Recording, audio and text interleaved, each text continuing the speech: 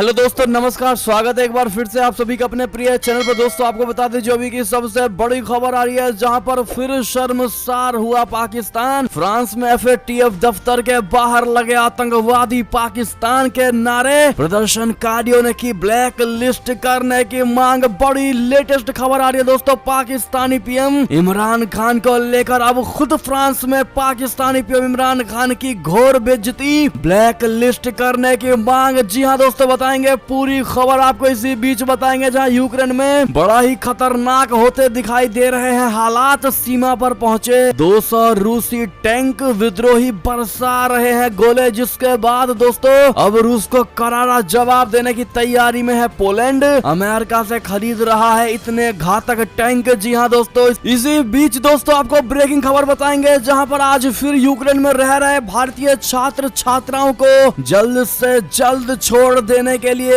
Advisory जारी कर दिया है दोस्तों। भारत सरकार ने बताएंगे दूतावास ने जारी की है ये बड़ी एडवाइजरी, तुरंत यूक्रेन छोड़ने की सलाह दी है दोस्तों। आपको बताएंगे क्या है खबर इससे जुड़ी, और इसी बीच आपको बताएंगे जहां पर मतदान के बीच हरदोई में PM मोदी की हुंकार, कहा समाजवादी पार्टी ने कट्टा और सट्टा वालों को दी है खुली छूट। इसी बीच दोस्तों आपको बताएंगे जहां पर बुलडोजर को लेकर योगी आदित्यनाथ जी का नया बयान आया है, ये भी बताएंगे आपको क्या कहा है दोस्तों उन्होंने। तो हर तरह की जानकारी अभी हम आपको देने वाले हैं, तो आराम से बने रहेगा वीडियो के अंत तक। और अभी खबरों में आगे बढ़ने से पहले हमेशा की तरह मानते हैं कि मोदी जी तो हर एक चीज संभव है। भारतीय सेना है तो अपना देश गर्व से जी रहा है, और आपको भी भारतीय होने पर शान है, और मानते हैं कि अपना देश भारत देश नंबर 1 देश है। तो इस वीडियो को भी कर दीजिए लाइक, चैनल को कर दीजिए सब्सक्राइब, बेल आइकन दबाइए, साथ ही कमेंट बॉक्स में लिख दीजिएगा जय हिंद। तो दोस्तों चलते हैं पहली और सबसे बड़ी खबर की तरफ, जहां फिर एक बार शर्मसार हुआ पाकिस्तान। फ्रांस में FATF दफ्तर के बाहर लगे आतंकवादी पाकिस्तान के नारे, प्रदर्शनकारियों ने की ब्लैक लिस्ट करने की मांग। जी हां दोस्तों, पाकिस्तान एक बार फिर से शर्मसार हुआ है दोस्तों। दरअसल फ्रांस के फाइनेंशियल एक्शन टास्क फोर्स दफ्तर के बाहर पाकिस्तान के खिलाफ विरोध प्रदर्शन का आयोजन किया गया। ये विरोध प्रदर्शन पेरिस में रहने वाले निर्वासित अफगान, उइगर व हांगकांग समुदाय की ओर आयोजित किया गया था दोस्तों। इस दौरान प्रदर्शनकारियों ने आतंकवादी आतंकवादी पाकिस्तान पाकिस्तान के नारे लगाए, साथ ही पाकिस्तान को ब्लैक लिस्ट करने की मांग की गई। जी हां दोस्तों, इस विरोध प्रदर्शन का एक वीडियो भी सामने आया है, जिसमें प्रदर्शनकारी पाकिस्तान विरोधी पोस्टर व तख्तियां पकड़े हुए दिखाई दे रहे हैं दोस्तों। निर्वासित पाकिस्तानी पत्रकार ताहा सिद्दीकी ने कहा कि विश्व स्तर पर मनी लॉन्ड्रिंग में पाकिस्तान की भूमिका, पाकिस्तान में आतंकवाद का वित्त पोषण और चीन के साथ उसके गठजोड़ की बात सर्वविदित है। इस विरोध प्रदर्शन में कई फ्रांसीसी नागरिकों ने भी भाग लिया। यानी कि दोस्तों आतंकवाद को वित्त पोषण और विश्वस्तरीय मनी लॉन्ड्रिंग के चलते पाकिस्तान जून 2018 से FATF की ग्रे सूची में अब इसे ब्लैक लिस्टेड होने की भी पूरी उम्मीद है दोस्तों। जानकारों का मानना है कि पाकिस्तानी सरकार आतंकी संगठनों के खिलाफ कार्रवाई करने में नाकामयाब रही है। साथ ही पाकिस्तान ने तहरीक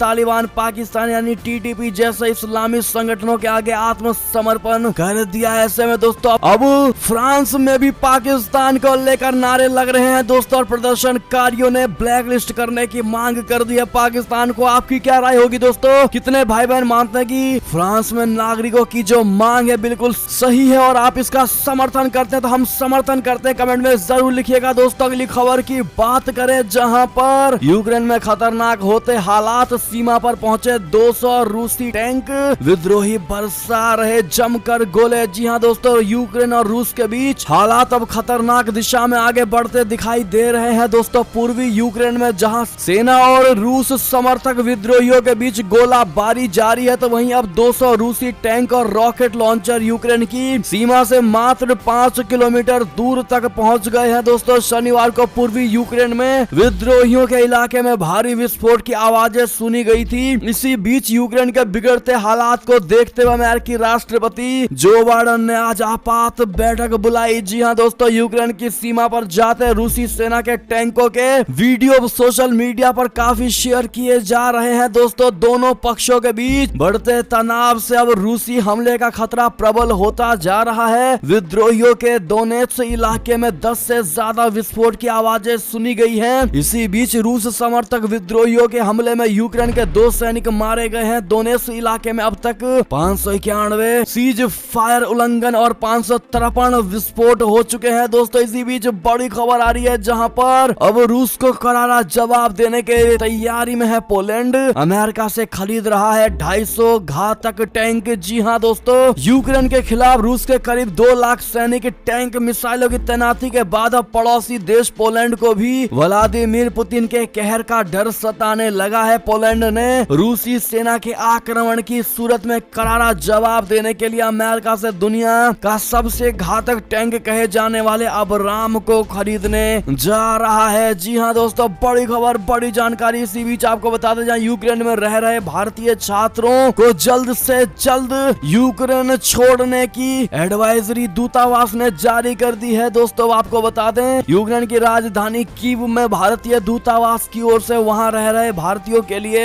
एडवाइजरी जारी कर दी गई है। आज कहा यह गया है कि यूक्रेन में वर्तमान परिस्थितियों को देखते हुए सभी भारतीय छात्रों और नागरिकों को सलाह दी जाती है कि वे फिलहाल के लिए यूक्रेन को छोड़ दें। बड़ी खबर, बड़ी जानकारी। साथ ही आपको बता दें, जहां पर भारतीय विदेश मंत्री एस जयशंकर ने दुनिया को दिया संदेश, कहा एशियाई नाटो नहीं है क्वाड, कोई फंसा नहीं। जी हां दोस्तों, भारतीय विदेश मंत्री एस जयशंकर ने क्वाड के एशियाई नाटो होने की धारणा को खारिज करते हुए कहा कि कुछ प्रभावित पक्ष हैं जो इस तरह की उपमा को आगे बढ़ाते हैं और किसी को भी इसमें फंसना नहीं चाहिए। जयशंकर ने कहा कि 4 देशों का ये समूह अधिक विविध और बिखरी हुई दुनिया का जवाब देने का 21वीं सदी का एक तरीका है। जयशंकर ने शनिवार शाम को म्यूनिख सुरक्षा सम्मेलन 2022 में व्यापक बदलाव हिंद प्रशांत में क्षेत्रीय व्यवस्था और सुरक्षा पर परिचर्चा के दौरान ये बात कही है। जी हां दोस्तों, जयशंकर ने कहा क्वाड 4 देशों का समूह है जिनके साझा हित, साझा मूल्य हैं, जो हित प्रशांत के चारों कोनों पर स्थित है, जिसका मानना है कि दुनिया में किसी भी देश, यहां तक कि अमेरिका में भी अपने बल पर वैश्विक चुनौतियों से निपटने की क्षमता नहीं है। अगली खबर की बात करें दोस्तों, जहां पर जयशंकर ने चीन के मुद्दे पर भी कहा कि चीन के साथ भारत के संबंध कठिन दौर में है, सीमा पर स्थिति से तय होंगे रास्ते। जी हां दोस्तों, विदेश मंत्री डॉक्टर एस जयशंकर ने कहा कि बीजिंग की ओर से सीमा पर सैन्य बलों को न तैनात करने के समझौते का उल्लंघन करने के बाद भारत और चीन के संबंध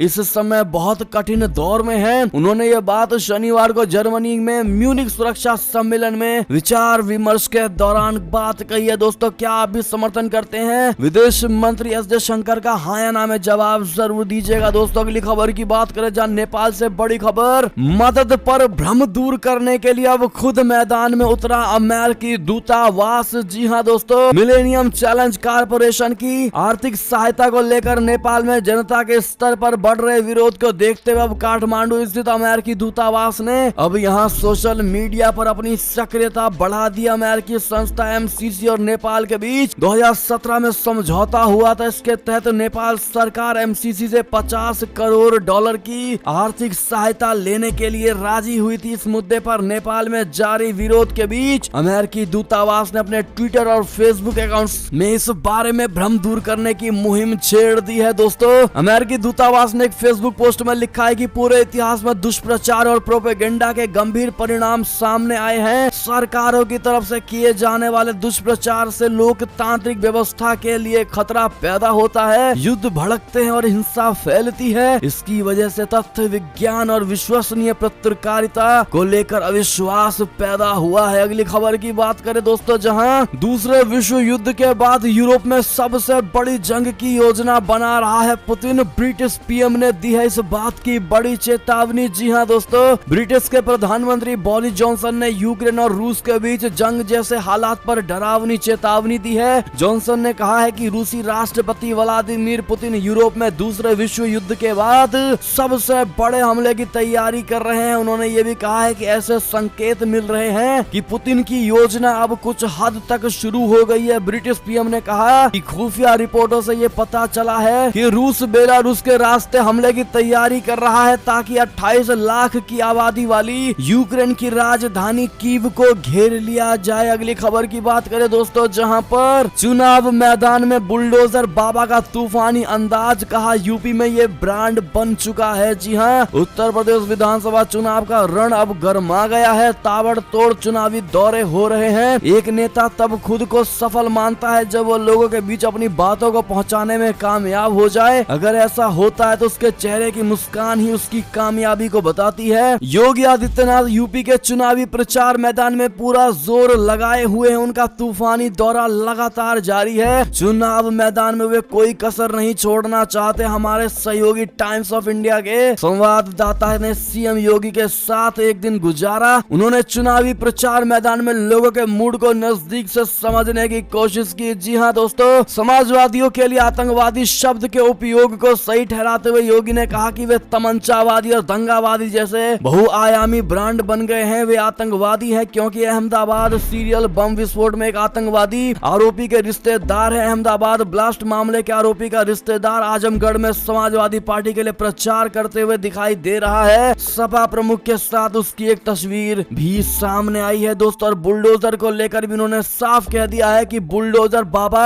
अब एक नया ब्रांड बन गया है। जी हाँ दोस्तों, अगली खबर की बात करें जहां पर मतदान के बीच हरदोई में पीएम मोदी की हुंकार, कहा एसपी ने कट्टा और सट्टा वालों को दी है खुली छूट। जी हाँ दोस्तों, प्रधानमंत्री नरेंद्र मोदी जी आज रविवार यानी 20 फरवरी यूपी के हरदोई में एक जनसभा को संबोधित करने पहुंचे। पीएम मोदी ने कहा कि अखिलेश यादव के राज में उत्तर प्रदेश में 200 दंगे हुए, लगभग 300 बार उत्तर प्रदेश के किसी न किसी जिले में कर्फ्यू लगा, लेकिन सीएम योगी आदित्यनाथ के राज में एक भी दंगा नहीं हुआ। फर्क साफ है, सोच ईमानदार है, काम दमदार है और काम असरदार है। ऐसे में मोदी जी के बात का क्या आप समर्थन करेंगे दोस्तों? कितने भाई बहन मानते हैं कि उत्तर प्रदेश में आएगी तो मोदी ही लहर और भगवा ही लहराएगा, योगी जी ही मंत्री बनेंगे? कमेंट में जरूर बताइएगा दोस्तों। और जो नहीं चाहते वो रीजन यानी कारण जरूर बताइएगा। अगली खबर की बात करें जहां पर नड्डा ने कहा पीएम मोदी ने करोड़ों मुस्लिम महिलाओं को दी है आजादी। जी हाँ दोस्तों, यूपी के श्रावस्ती में बीजेपी अध्यक्ष जेपी नड्डा ने विपक्ष पर जमकर निशाना साधा। नड्डा ने कहा कि चांदी के चम्मच के साथ पैदा हुए अखिलेश यादव,